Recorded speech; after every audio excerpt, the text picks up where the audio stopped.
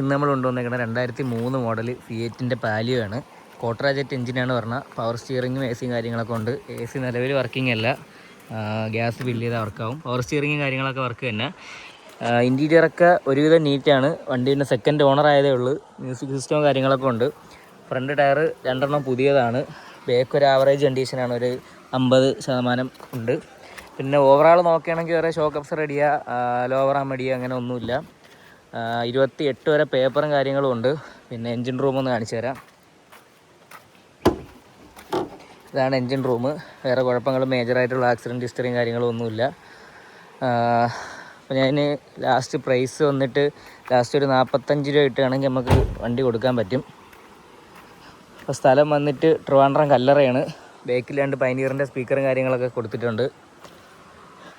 പിന്നെ മീറ്ററിൽ ഇപ്പോൾ കിലോമീറ്റർ കിടക്കുന്ന 49,000 അതായിരിക്കാൻ വഴിയില്ല. വേറെ ഷോക്ക് അബ്സർ അടി കാര്യങ്ങളൊന്നുമില്ല.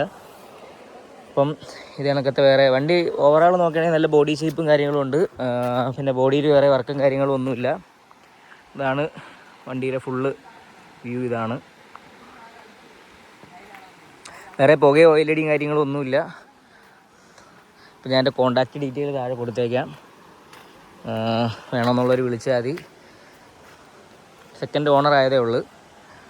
അപ്പോൾ അടുത്തൊരു വണ്ടിയായിട്ട് അടുത്ത വീഡിയോയിൽ കാണാം. Okay, by.